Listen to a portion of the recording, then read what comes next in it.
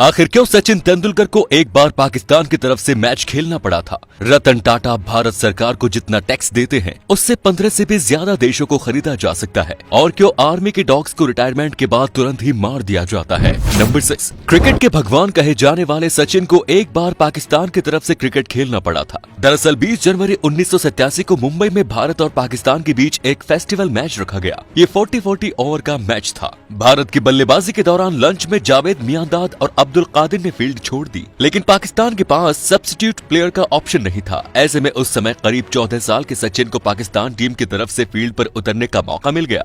सचिन तेंदुलकर ने अपनी autobiography playing it my वे में इस बात का जिक्र किया।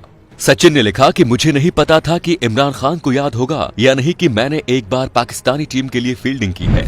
नंबर 5, क्या आपको पता है भारत का रत्न कहे जाने वाले रतन टाटा भारत सरकार को कितना टैक्स देते हैं? टाटा 150 साल से भी ज्यादा पुरानी कंपनी है और लोग इस पर भरोसा भी करते हैं। टाटा ग्रुप इस समय 100 से भी ज्यादा कंपनियां ऑन करती है। टाटा नमक से लेकर कार्स तक सभी बिजनेस में मौजूद हैं, जिस वजह से टाटा काफी ज्यादा इनकम जनरेट करती है। आपको जानकर हैरानी होगी कि जितना टैक्स भारत के 4 राज्य हिमाचल प्रदेश, उड़ीसा, गोवा, असम मिलकर टैक्स देते हैं, रतन टाटा उतना टैक्स अकेले ही देते हैं। रतन टाटा हर साल भारत सरकार को 50,000 करोड़ रुपए का टैक्स देते हैं और ये भारत की जीडीपी का 4% हिस्सा है। इतना ही नहीं, सबसे ज्यादा दान करने वाले इंसान भी रतन टाटा ही है। नंबर 4, इंडियन आर्मी के कुत्तों को सिर्फ तभी तक जिंदा रखा जाता है जब तक ये आर्मी का काम कर रहे होते हैं।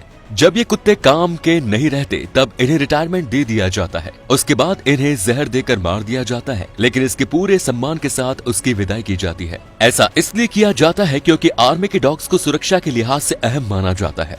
उन्हें आर्मी के बेस लोकेशंस और कैंप की पूरी जानकारी होती है, साथ ही वे अन्य गुप्त जानकारियां भी रखते हैं। ऐसे में यदि ये कुत्ता किसी गलत हाथ में लग जाए तो ये सुरक्षा के लिए बड़ा खतरा साबित हो सकता है। और यदि इन कुत्तों को एनिमल वेलफेयर सोसाइटी या किन्हीं निजी हाथों में दिया जाता है तो वे उस कुत्ते को वैसी सुविधाएं नहीं दे सकते जो उन्हें आर्मी में मिलती है। आर्मी में कुत्तों को विशेष सुविधाएं दी जाती है। नंबर 3, दिल्ली के एक सैलून को एक महिला के बाल गलत तरीके से काटने की 2 करोड़ कीमत चुकानी पड़ गई। महिला का नाम आशना रॉय है और वो बालों के ही प्रोडक्ट के लिए मॉडलिंग करती थी। इस वजह से उनके लंबे बाल उनके करियर की पहचान थे। उन्हें बड़े बालों की देखभाल करने वाले ब्रांडों के लिए मॉडलिंग के कई ऑफर्स मिलते थे। एक दिन वो दिल्ली के एक 5 स्टार होटल आईटीसी में बाल काटने के लिए गई।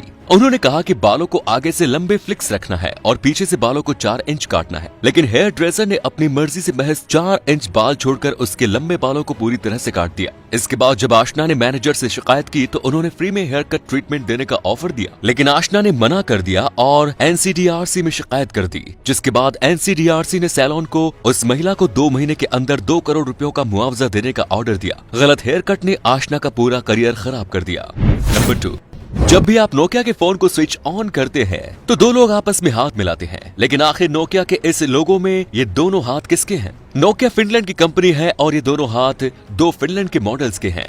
इनमें से एक हाथ एक बच्चे का है जिसका नाम जैकरी जॉनसन है और दूसरा हाथ एक महिला का है जिसका नाम मार्था स्टीवर्ट है। इन दोनों को उस समय इस लोगो के लिए $12 दिए गए थे, जिसमें दोनों हाथ मिला रहे हैं क्योंकि नोकिया की टैगलाइन है connecting people. Number 1, Tokyo Olympic में जेवलिन थ्रो में सिल्वर मेडल जीतने वाली पोलैंड की मारिया ने अपना मेडल जीतने की कुछ ही दिन बाद बेच दिया। उन्होंने ये कदम 8 महीने के एक मासूम बच्चे के लिए उठाया जो दिल की गंभीर बीमारी से जूझ रहा था और उसे इलाज के लिए करीब 3 करोड़ रुपयों की जरूरत थी। जब मारिया को इस बारे में पता चला तो वो बिना देर किए मदद के लिए आगे आ गई और फेसबुक पोस्ट में बताया कि वो बच्चे की खातिर अपना मेडल नीलाम कर रही है। लेकिन मारिया का मेडल खरीदने वाले बायर भी अच्छे दिल का था। उसने ओलंपिक मेडल उन्हें लौटा दिया। मारिया का मेडल पोलैंड के एक कन्वेंस सेंटर जवाका ने करीब $51,000 में खरीदा था, लेकिन बाद में उन्होंने कहा कि वे मारिया से उनका मेडल नहीं लेंगे।